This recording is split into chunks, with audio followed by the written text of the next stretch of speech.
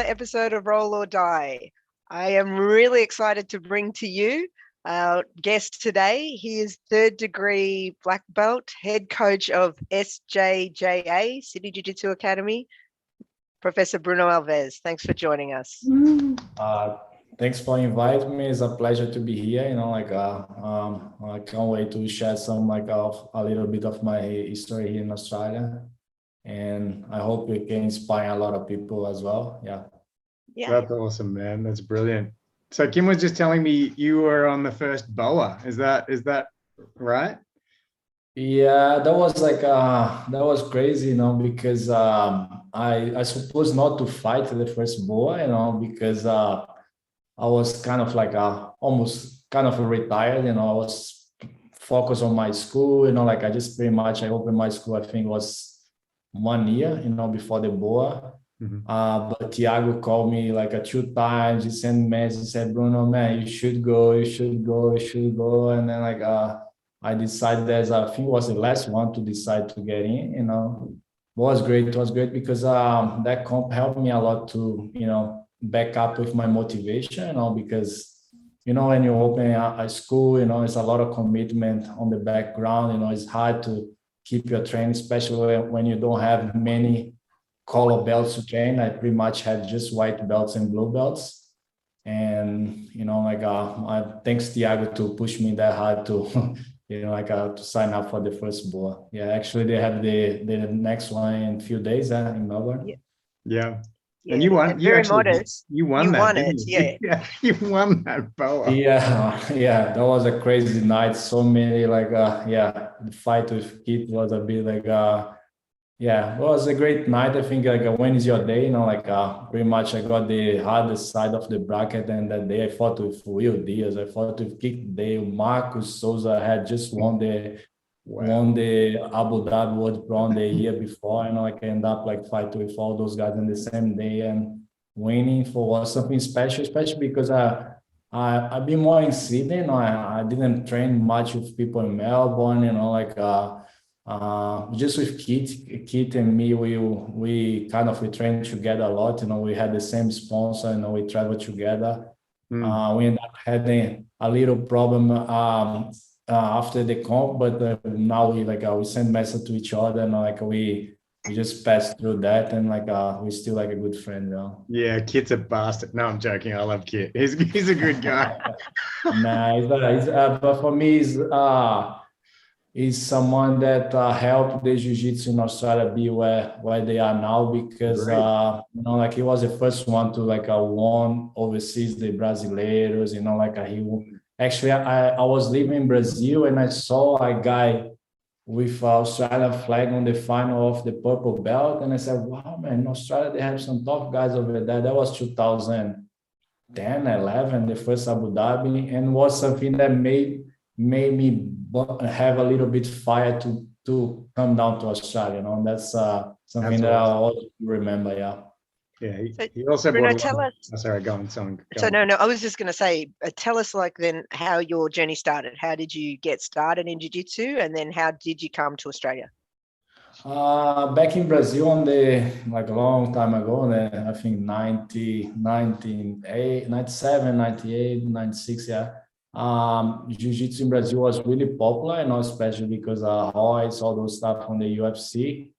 And I pretty much as a teenager, you in Brazil, you have to learn how to fight in a way, because things in school, outside, all those stuff that now they kind of call bullying, that happened a long time ago in every single school. And I want to learn something efficient.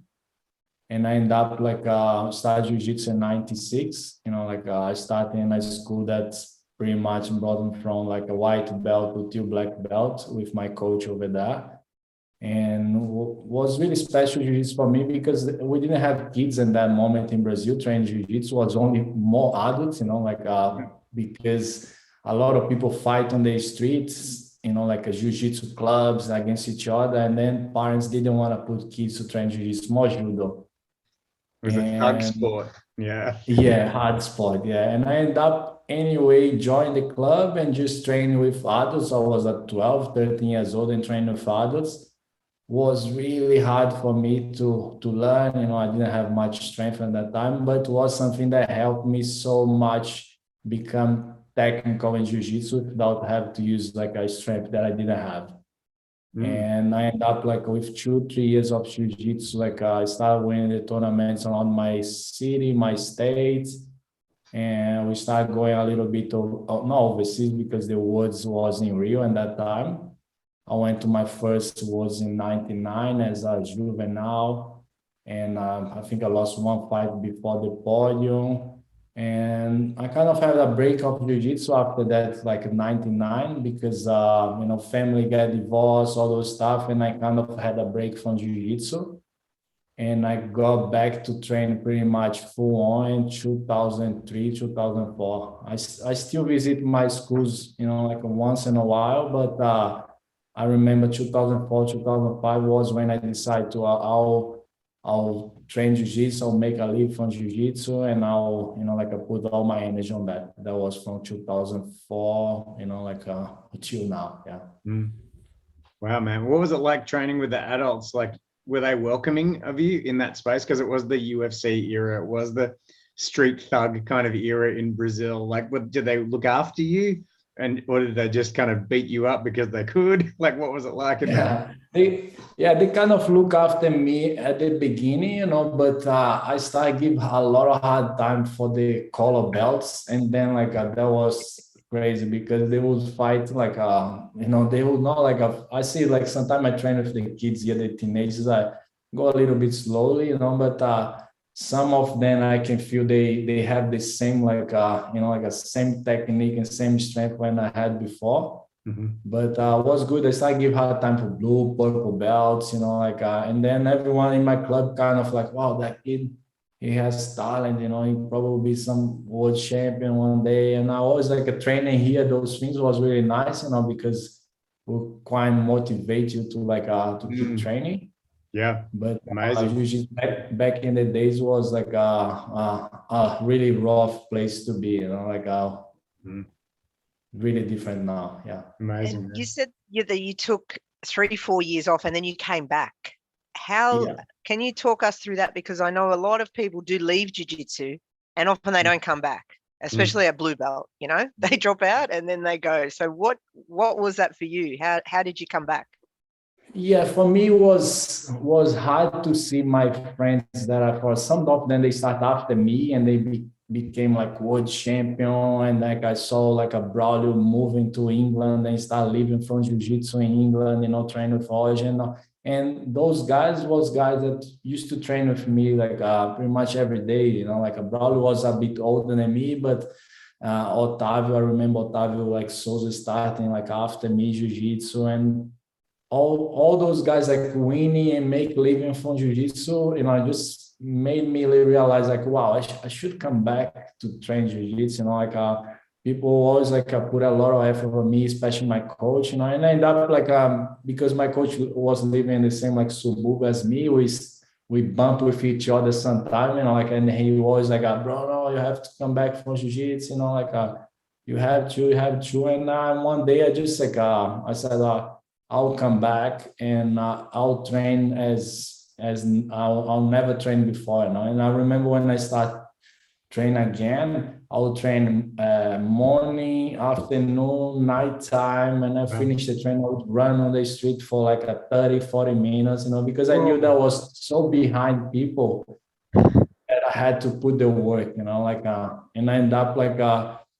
end up seeing the results of 1 year, I start going to Europe to find the Europeans a purple belt and a winning, the year after I went as a purple again, but I won the open weights as a lightweight, it was something that I think that is working, all my hard work now to come back, I'm start seeing the results.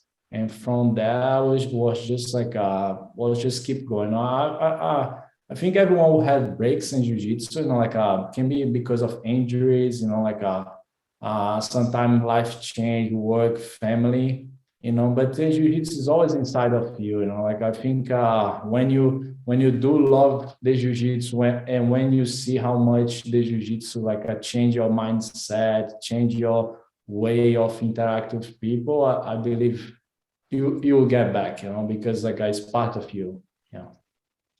Yeah, it's For sure. impressive the way you stayed, like, or that you used the people around you who had kind of surpassed you. You used them as your motivation to train so hard, and to come back. A lot of people probably wouldn't do that, but it's a great like tip, if you like, or it's an option for people to kind of use the lost time and try to make up for that. I think that's, that would empower and motivate some people. So I think that's great, man. That's really awesome.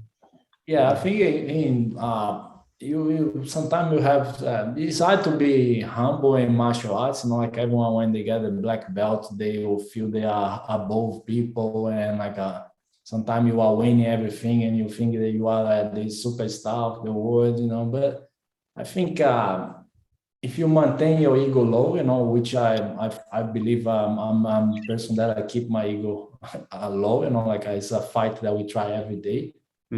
It's something that we're just gonna take benefits from that. Just see guys that I used to like, beat, and now I know I cannot handle those guys anymore. They are younger than me. Or see guys in the school, my students, they are better than me. Like doesn't mean that I'll not train with them and not, see the reality. But as long as you keep your ego low, like I think you're gonna have a lot of success, and you're gonna be always close to the truth. Yeah. I love that. Thank you. And tell us how you came to Australia and how your academy started up. I came to Australia in 2011. Pretty much was the best year for me as adult black belt. I was doing well. Like even my coach got really disappointed with me when I had the decision to leave, because I had won the trials to Abu Dhabi in Brazil, which was really competitive at that time. I had made the finals of the Europeans with Calazans. I lost the final for a mistake at the end. I was on the top 3 at the Brasileiros. It was a year that's like, for me, I was like, I was in every single comp, and I was doing like a top 3. But I wasn't happy because the jiu-jitsu was pretty much not give me back, like to have opportunity to give to my family, like to even to live a life that I'll not depend of sponsors or depend of people, and I was really unhappy with that. And I had to take a decision to go somewhere. I had to live in England for a few months with Braulio and Vitor Estima there, but kind of things didn't work well. I had to come back to Brazil, and I didn't like the weather there as well, really cold. People was really nice there. A lot of people, I still have a good friends there, but the weather for who is coming from Brazil, especially northwest Brazil, 29, 30 degrees, that was a bit a nightmare. And I kind of decided that I go to somewhere, but I go to somewhere that I'll live and I'll feel comfortable as my home, and then I have California. Most of the friends was in California, but I felt California a bit overcrowded of jiu-jitsu, I thought about Canada, too cold. England, no, I will not come back, maybe to visit my friends, but not to live there, maybe in summer. And then clicked, I had a friend that I met in a camp for wars that he used to live here in Sydney, and he invited me to come down one day when I had a chance. And I got in touch with this guy in Brazil. He said, "Oh, you can come over."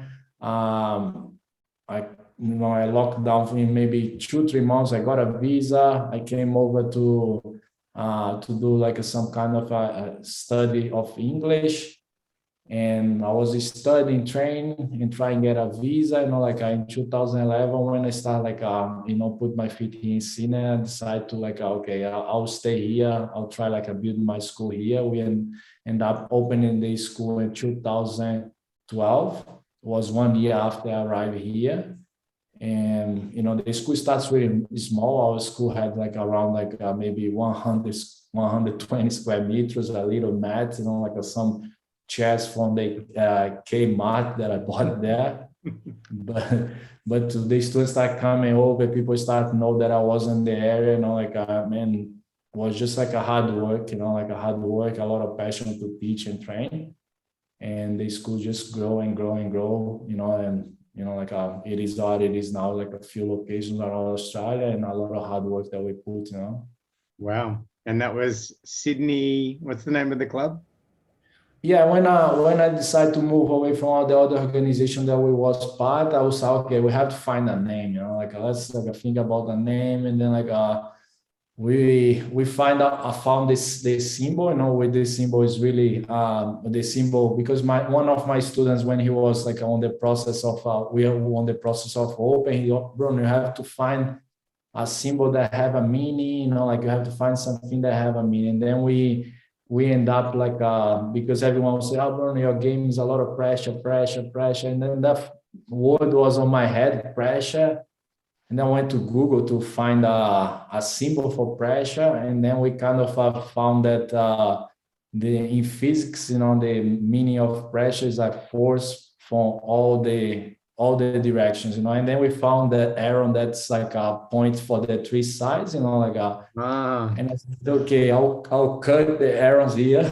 And that triangle will be the symbol of the school. I remember one of the staff that worked with me, he would put that symbol on his desktop, like I say, okay, we're gonna look for that thing every day, and it will become a reality, And then we decided to start Sydney Jiu-Jitsu because in my mind we would have just that location. That's all. That's my school, like that's where we're gonna be forever. And then we decided Sydney Jiu-Jitsu Academy. At the moment, I was following a lot the men's broad and all that thing of have a clean school, like with nice looking. And then we decided to mix those two things together and start the SJJ. That was in 2016. 6 years ago when we started the first location here in Crossness. Wow. And where are your other locations now?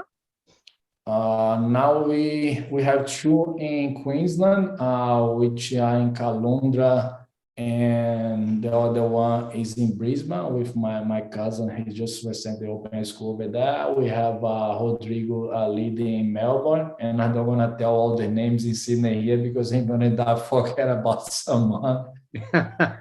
So how do they feel about training at Sydney Jiu-Jitsu in Queensland and Melbourne?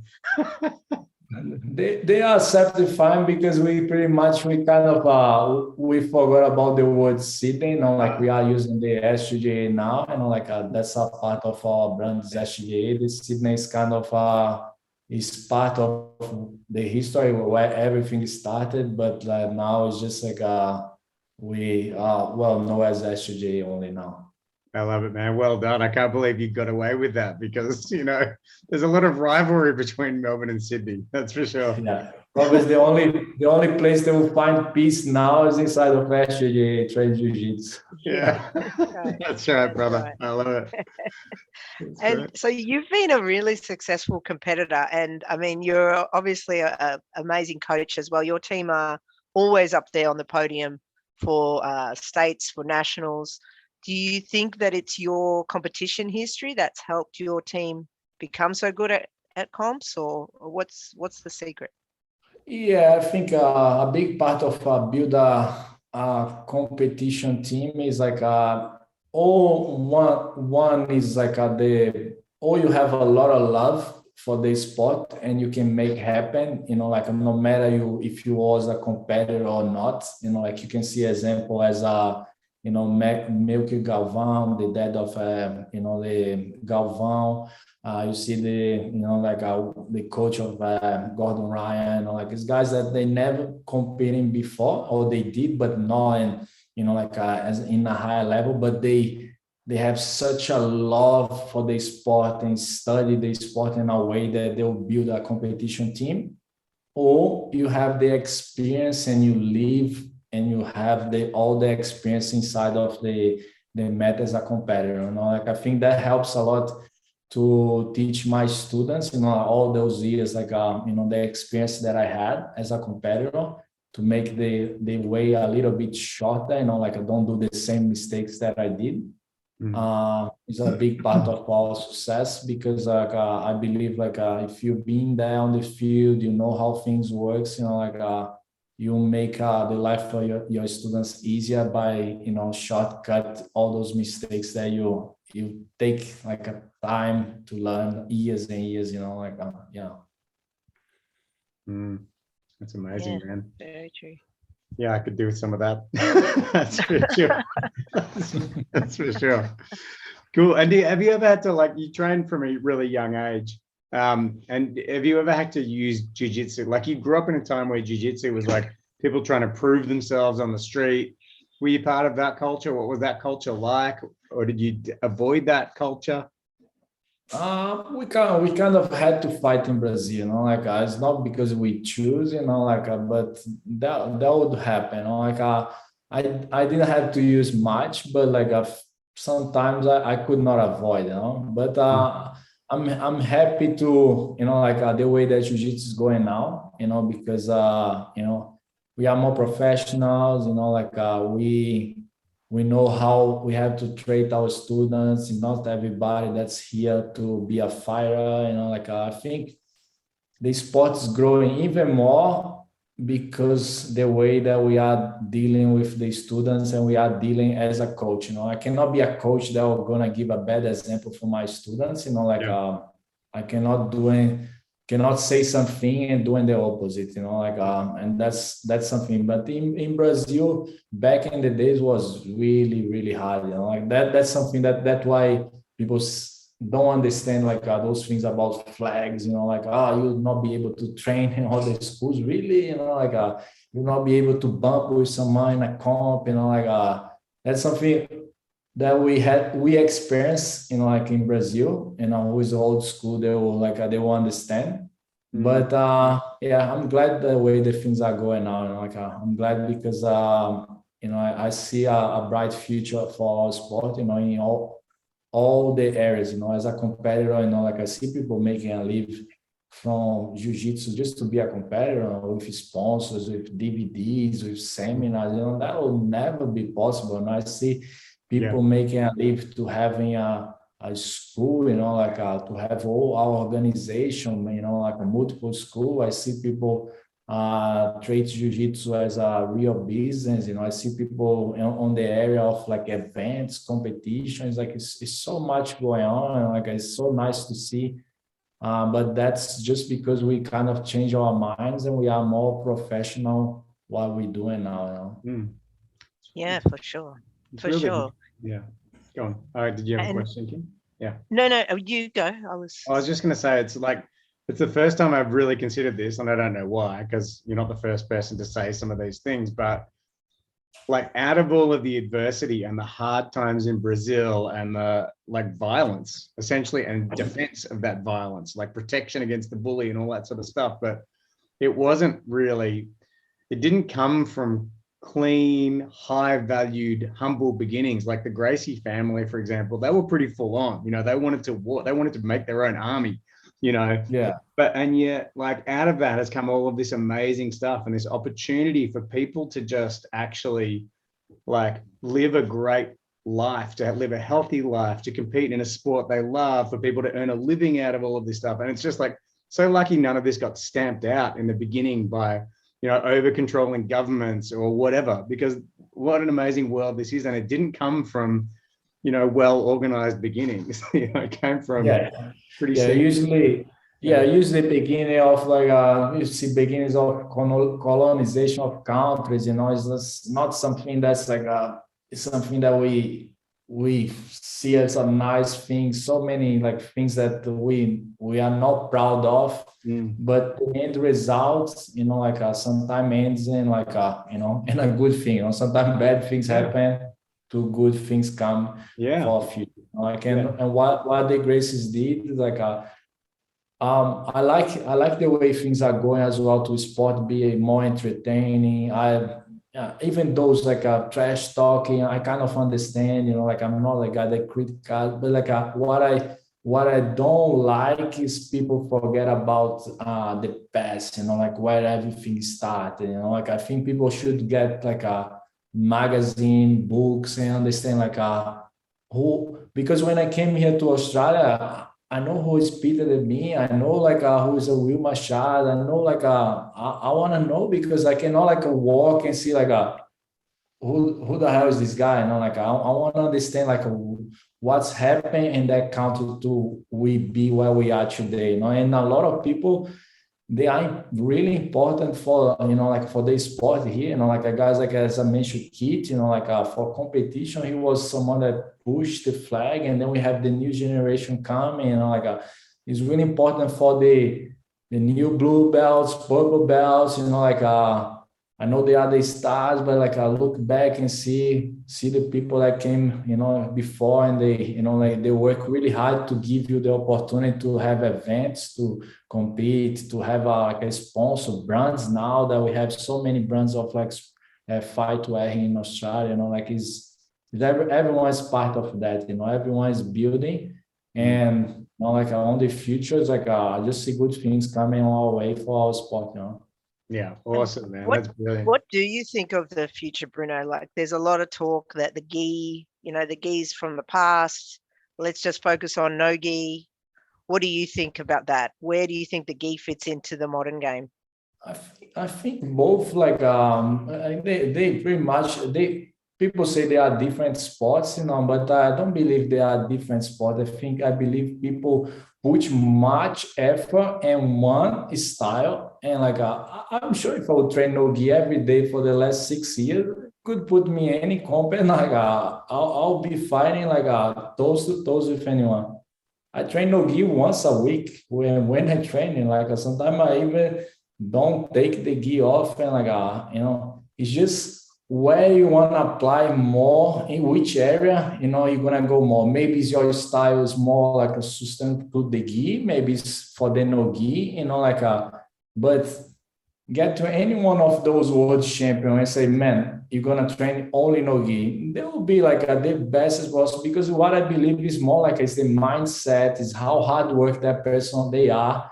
And anything, if you put Gordon Ryan to train Ghee, and he trained for the way that he trained Nogi, he would be like a Buchecha on the Ghee, it's just like it's more in the sport as well. What people don't realize is like I teach kids, I teach adults here, and like one thing, Nogi is not to everyone, it's not everyone that handle train Nogi. When I teach kids here Nogi, and a kid that loves training Ghee, like I feel they smile, they have fun. And then when I put them to train Nogi and someone collar tie in the neck and they start already like almost cry, because the impact of Nogi is different. You grab the neck, it's more aggressive, if I would have just Nogi class here, I'm sure that half of the kids would not train, because I need make the stronger first, holding a uniform. I'm not holding the neck, and they feel more comfortable. Like we can start take the Ghee slowly, and then you feel more confident doing the Nogi.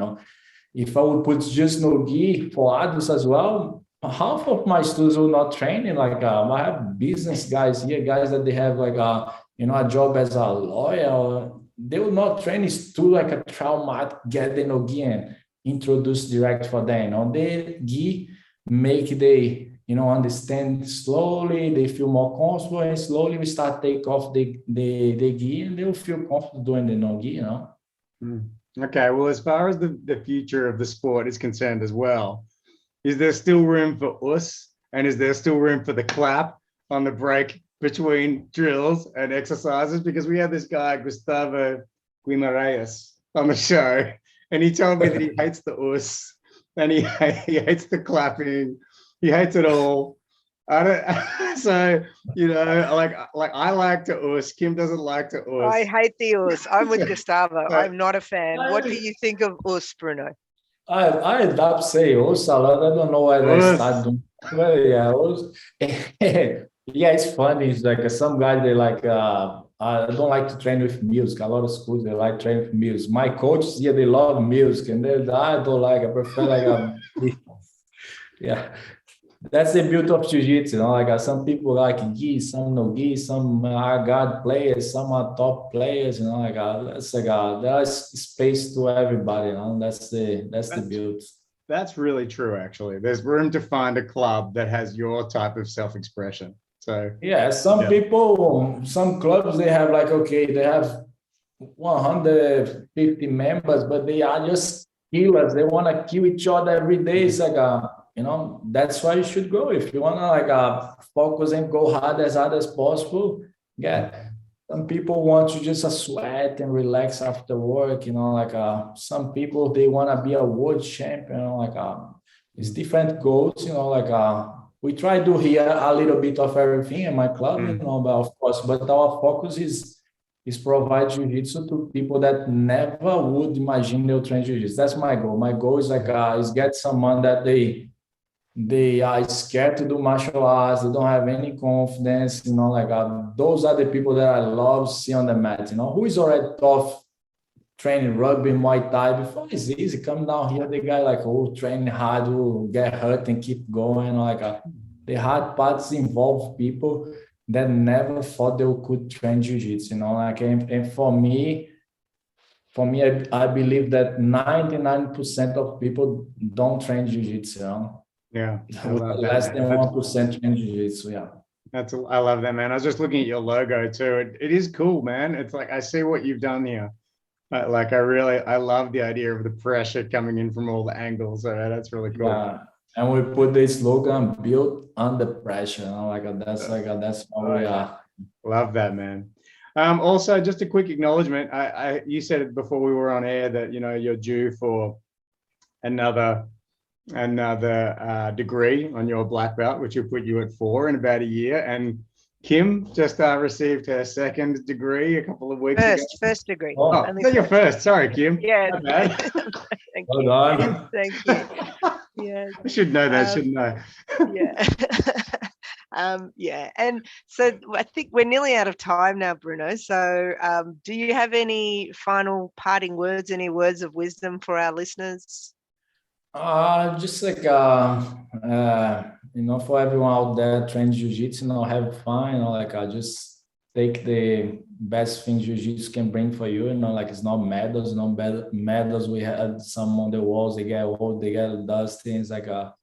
It's more about the person that you become with that tool that you have. Jiu-jitsu is a kind of a tool that can transform people. I'm the pure example of that. I'm much better person than I was before training jiu-jitsu. I never had any degree and nothing. I never went to the university. And now I run a business that's for jiu-jitsu is a kind of a quite big business. And I just translate everything that I learned inside of my sport in my career, to my business, to my school, and for those guys that want to live from jiu-jitsu, there are many opportunities out there, on the past 10, 20 years ago, people never see opportunity with jiu-jitsu. We have many, you have a lot of examples here in Sydney, Melbourne, Perth, you have a patch now that you can walk through, that's the message that I want to leave to everybody. Just enjoy your journey, believe and follow your dreams, my dream, I'm kind of I live mine here and working hard for that every day. You're a rock star, man. Thank you. Beautiful. Beautiful. What a beautiful place to end. And thank you so much. So we'll have this out, I think, next week. Yeah, Anton?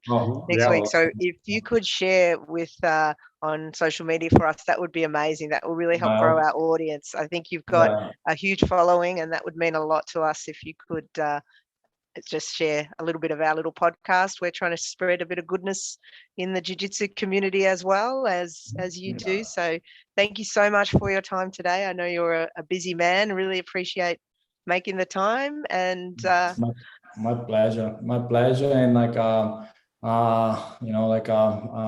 can't wait to share more things. I've been working a lot of stuff, on the last few years, on the next few months, we're going to have some good news, for the jiu-jitsu community here in Australia and around the world, Hit us up, man. Hit us up. Come back on the show whenever you want to talk about stuff. Okay, please do. I will for sure. Awesome. Yeah, thank you. And thank you for your contribution to jiu-jitsu in Australia. I think Australian jiu-jitsu may not be where it is without your coming here and starting up your academies and really spreading the love. So yeah, thank you again.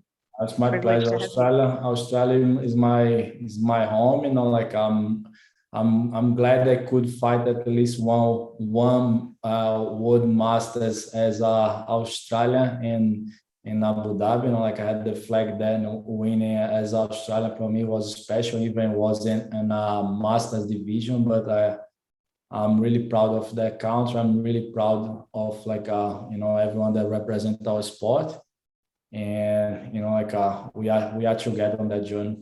Fantastic. Thank That's you so great, much. man. And yeah, Thank you very much. look forward to seeing you around the competition circuit down the track.